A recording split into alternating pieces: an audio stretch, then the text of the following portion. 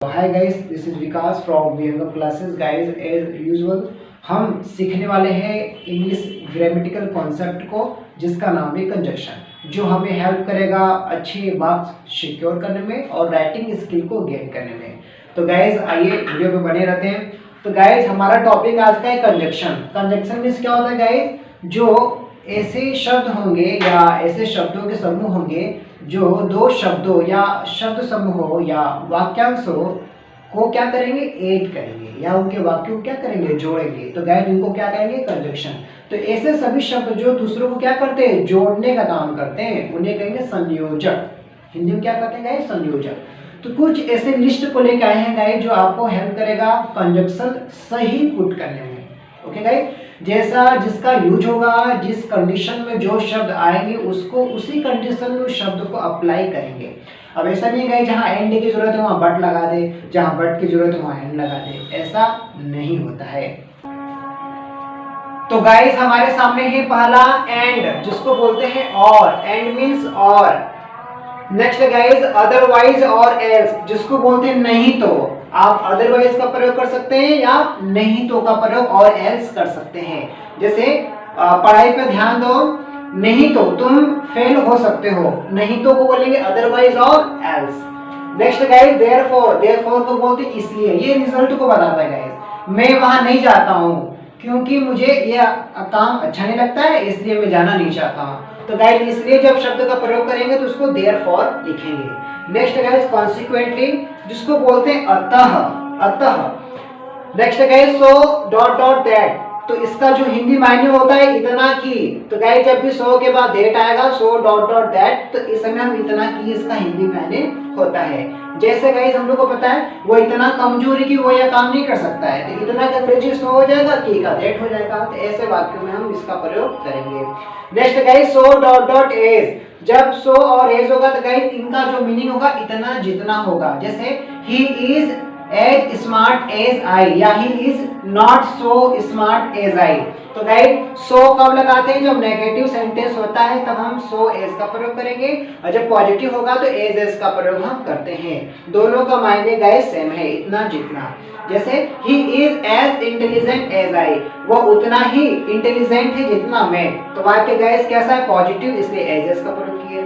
Next guys, as dot dot so. जब as के साथ सो का प्रयोग होता है तो इसका मायने जैसा और वैसा होता है। जैसा तुम बोओगे वैसा तुम काटोगे। गाइस, आ गया ना, जैसा और वैसा। तो as you sow you will reap. जैसा तुम बोओगे वैसा तुम काटोगे।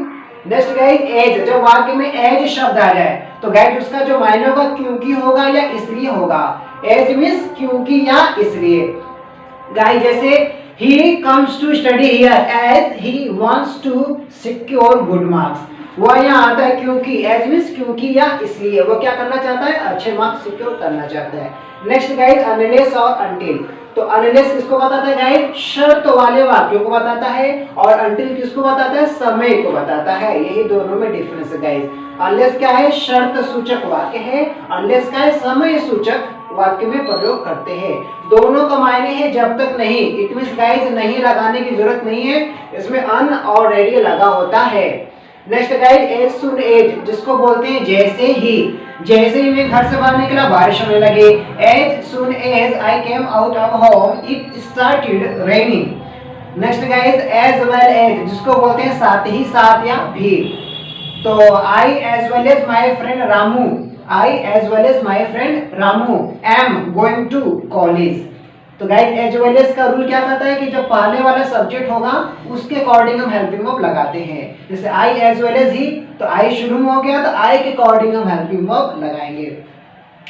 इसका मायने होता है साथ ही साथ या भी। नेक्स्ट गाइस, so या hence, इसका मतलब होता है इसीलिए। सो या हेंस को क्या बोलते हैं, इसीलिए। Next guys, to dot dot to. ये कैसा होता है गाइस, नेगेटिव सेंटेंस होता है। नेगेटिव सेंटेंस और आता है किस में है, सिंपल सेंटेंस में। तो जब भी टू डॉट डॉट टू होगा तो इसका मायने इतना की होगा। जैसे वो इतना कमजोर है कि वो चल नहीं सकता, की के बाद नहीं लग गया तो टू का प्रयोग करेंगे। He is too weak to walk, he is too weak to walk. तो गाइस, नेक्स्ट आते हैं both dot dot and, both के साथ एंड का प्रयोग करते हैं। जैसे वह ईमानदार और बहादुर दोनों है। He is both honest and brave. तो बोथ के साथ गाइस एंड का प्रयोग हम करते हैं, जिसका मायने होता है दोनों। नेक्स्ट आते हैं लेस्ट डॉट डॉट शुड। लेस्ट के साथ हम शुड का प्रयोग करते हैं गाइस, ये पेयर में आता है, इसको हमेशा ध्यान रखना है। लेस्ट के साथ शुड का प्रयोग करेंगे, जिसका मायने होगा ऐसा न हो कि या वरना। एक एग्जांपल लेते हैं, पढ़ाई पर ध्यान दो, कहीं ऐसा ना हो कि तुम फेल हो जाओ। तो पढ़ाई पर ध्यान दो, पे अटेंशन टू स्टडी। कहीं ऐसा ना हो कि, तो लेस्ट अलग से नॉट नहीं लगाएंगे, लेस्ट यू बीच में गैप है मतलब सब्जेक्ट लिखेंगे, लेस्ट यू शुड फेल। तो गाइस इस तरह से इसका प्रयोग हम करेंगे। लेस्ट के साथ शुड का प्रयोग करते हैं, लेस्ट ऑलरेडी नेगेटिव है, जैसे अनलेस और अनटिल क्या था, नेगेटिव था, अलग से नॉट लगाने की जरूरत नहीं है। नेक्स्ट आता है गाइस सो दैट फी में। सो दैट के साथ में आएगा गाइस, जिसको बोलते हैं ताकि। यहाँ पे क्या था, सो के बाद दैट गैप था, लेकिन यहाँ गैप नहीं है, सो दैट एक साथ आएगा, तो उसका मायने निकलेगा ताकि। वह यहाँ आता है ताकि वह सफल हो सके। He comes here so that he may be successful. तो गाइस सो दैट के साथ हम मे का प्रयोग करते हैं। नेक्स्ट आते हैं ईदर के साथ और लगाते हमें पता है, जिसका मायने होता है या तो या तो या। नेक्स्ट है नीदर के साथ नॉर लगाते हैं, ये भी हमें पता है, तो नीदर के साथ नॉर लगाते हैं, इसका मायने क्या निकलेगा, ना तो ना तो ना। नेक्स्ट गाइस नॉट ओनली के साथ हम बट ऑल्सो लगाते हैं, ये पेयर में आएंगे गाइस, एक साथ जोड़े के रूप में आएंगे। तो इसका जो मायने होता है क्या होता है, ना केवल बल्कि। गाइस इन तीनों की सबसे बड़ी खासियत ये है कि ये नाउन के बीच में भी आता है, वर्ब के बीच में भी आता है, और गाइस ये सब्जेक्ट के बीच में भी आता है। तो गाइस इन तीनों के साथ हम प्रयोग कर सकते हैं। एक एग्जांपल लेते हैं guys, he is neither honest nor brave।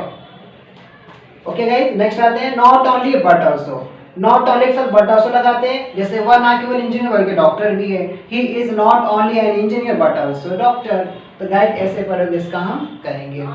तो नेक्स्ट है नो सूनर के साथ देन। तो जो मायने एस सूनेस का निकलता है, वही मायने नो सूनर का निकलता है, लेकिन नो सूनर के साथ हमें देन का प्रयोग करना होता है। और जब भी नो सूनर का प्रयोग करते हैं तो गाइड ऐसे में वाक्य को इंट्रोगेटिव में रखते हैं और देन का प्रयोग करते हैं। तो जैसे ही मैं निकला गाड़ी छूट चुकी थी। No sooner did I leave the room, the train had left, या train left. Next guide although के साथ येट का प्रयोग करते हैं। ऑल्दो के साथ हम येट लगाते हैं, यद्यपि वो गरीब है फिर भी ईमानदार है। तो although he is honest, yet फिर भी yet he is honest। तो although he is poor, yet he is honest। तो गाइस although या दो के साथ हम yet का प्रयोग करते हैं। तो ये गाइस कुछ इंपॉर्टेंट है। तो guys let's started. No sooner के साथ हम देन का प्रयोग करते हैं, हार्डली के साथ वेन का प्रयोग करते हैं, सिमिलरली स्कैर्सली के साथ भी वेन का प्रयोग करते हैं। तो गाइस जब भी नो सूनर के बाद देन सेंटेंस में होता है तो वाक्य को कैसे करते हैं, इंट्रोगेटिव में रखते हैं। सिमिलरली गाइस जब भी नो सूनर, हार्डली या स्कैर्सली तीनों में से कोई भी आए तो गाइस इनको सबसे पहले हम इंट्रोगेटिव सेंटेंस में चेंज करते हैं और शुरू में नो सूनर, हार्डली या स्कैर्सली का प्रयोग करते हैं। तो गाइस नो सूनर के साथ देन का प्रयोग करेंगे, हार्डली के साथ वेन के और स्कैर्सली के साथ वेन का। तो जब भी स्कैर्सली के साथ वेन आएगा तो गाइड इसका जो मीनिंग है, मायने हैं, क्या होगा, मुश्किल से, फिर डॉट डॉट की। मुश्किल से मैं काम शुरू ही किया था कि लाइट चली गई ना गाइड। मुश्किल से मैं वहां पहुंचा ही था कि रोहन वहां से चला गया। मुश्किल से मैं परीक्षा सेंटर पहुंचा ही था कि पेपर डिस्ट्रीब्यूट हो चुका था। तो गाइड ऐसा प्रयोग हम हमेशा करते हैं। जब भी गाइड मुश्किल से शब्द आएगा तो हार्डली और स्कैर्सली का प्रयोग हम करेंगे। तो गाइड एक एग्जांपल आपके सामने है कि आपको पूरा क्लेरिफाई हो जाए, स्पष्ट हो जाए। ओके गाइड, तो नो सूनर डिड, देखिए डिड आ गया ना गाइड, इट मींस ये प्रैक्टिकल वे में कर दिए हम आपको। तो नो सूनर के साथ डिड आ गया तो इंट्रोगेटिव में वाक्य हो गया। तो नो सूनर डिड ही सी मी। अब यहाँ पे गाइस गैप किया है, क्या लगाएंगे यहाँ पे, तो नो सूनर के साथ तो देन लगाते हैं। तो गाइस यहाँ पे हम देन का प्रयोग करेंगे। सिमिलरली गाइस सेकंड है, सेकंड हमारा क्या है, hardly did I see him when I stopped my car, मुश्किल से मैंने उसे देखा ही था कि उसने कार अपने रोक दिया।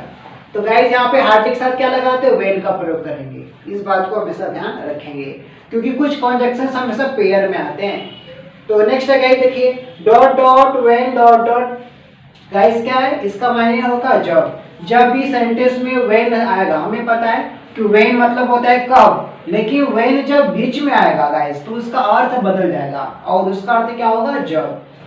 सेकंड है गाइस वेयर, वेयर का अर्थ होता है कहां, लेकिन बीच में आएगा, मतलब इधर कोई सेंटेंस है इधर कोई सेंटेंस है, बीच में वेयर आ गया, ये क्या कर रहा है, जोड़ रहा है, जोड़ने का काम कर रहा है, तो वहां क्या आ जाएगा गाइस, जहां अर्थ निकलेगा। जैसे यह वही जगह है जहां मैं खेलता हूं, तो दिस इज द प्लेस, फिर वेयर मतलब जहां I play, this is the place where I play, यह वह जगह है जहां मैं खेलता हूं। Next guys dot dot who फिर डॉट डॉट, इट मींस इधर कोई सेंटेंस है फिर इधर भी कोई सेंटेंस है और बीच में क्या है, हु लगा है, तो गाइस हु मतलब तो कौन होता है, लेकिन ये हु का अर्थ क्या होगा, जो, कब, जब क्वेश्चन वर्ड बीच में आएगा तब, तो वो क्या हो जाएगा, कंजक्शन हो जाएगा और उसका अर्थ बदल जाएगा। हु मींस तो कौन बोलते हैं, जो शुरू में आता है गाइस, लेकिन ये हु क्या है, बीच में आया है तो इसका मायने बदल गया, तो उसको कहते हैं जो। जैसे एग्जांपल, राम वह लड़का है जो ईमानदार है, Ram is the boy, Ram is the boy who is honest, तो गाइस जब हु बीच में आएगा तो उसका मायने क्या निकलेगा, जो। सीता वह छात्र है जो बहुत मेहनती है, तो कहेंगे Sita is the student who is very laborious.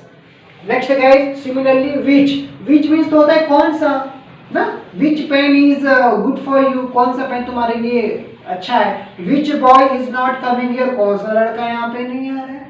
तो गाइस जब विच का प्रयोग हम बीच में करेंगे तो उसका अर्थ निकलेगा जो, जिसका प्रयोग करते हैं किसमें, नॉन लिविंग के लिए। यदि लिविंग है, लिविंग है यदि तो हु का प्रयोग करेंगे और नॉन लिविंग है तो विच का प्रयोग करेंगे। इनडायरेक्ट ऑब्जेक्ट में हु का प्रयोग करेंगे, डायरेक्ट ऑब्जेक्ट में विच का प्रयोग करेंगे। ओके गाइस, जैसे यह वह मार्कर है जो बहुत सस्ता है, तो यह वह मार्कर है, कहेंगे this is the marker, this is the marker, जो बहुत सस्ता है, मार्कर क्या है, नॉन लिविंग, डायरेक्ट ऑब्जेक्ट, तो कहेंगे this is the marker which is very cheap, बहुत सस्ता है। वही कहेंगे यह वह किताब है, यह वह किताब है जो बहुत सस्ता है या बहुत महंगा है, तो कहेंगे this is the book which is, जो है, विच इज क्या, वेरी एक्सपेंसिव। तो गाइस जब नॉन लिविंग होगा तो विच का प्रयोग करेंगे। नेक्स्ट है दैट, दैट का अर्थ भी होता है जो या की, दोनों अर्थ होता है, जो भी होता है और की भी होता है, दोनों अर्थ होता है। जैसे वह कहता है कि तुम, वह कहता है कि वह ईमानदार है, वह कहता है कि वह ईमानदार है या राम ईमानदार है, तो he says that, he says हो गया, की को बोलेंगे that he is honest. I say that, मैं कहता हूं कि सूर्य पूर्व से निकलता है, I say that the sun rises in the east, तो गाइस दैट बीच में आएगा तो उसका मायने की निकलेगा, वही दूसरी ओर जो भी अर्थ निकलता है।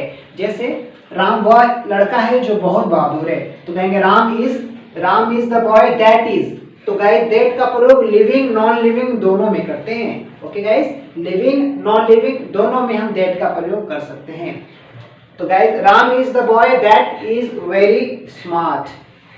नेक्स्ट गाइस, लेकिन ज्यादातर प्रयोग गाइस हम नॉन लिविंग के लिए करते हैं ना, ऐसा नहीं कि आप लिविंग के लिए करेंगे दैट तो रॉन्ग हो जाएगा, आप दोनों में कर सकते हैं दैट का प्रयोग। नेक्स्ट गाइस आइए, dot dot if dot dot, if का मतलब तो अगर होता है, शुरू में जो कंडीशनल सेंटेंस होता है, यदि तुम आओगे तो तुम्हें पढ़ाऊंगा, if you come I will teach you, शर्त हो गया गाइस। लेकिन यहाँ पे इफ बीच में आ गया, एक इधर उपवाक्य है इधर उपवाक्य है, तो गाइस बीच में आ गया, इफ जब बीच में आएगा तो इसका मायने निकलेगा कि क्या, कि क्या।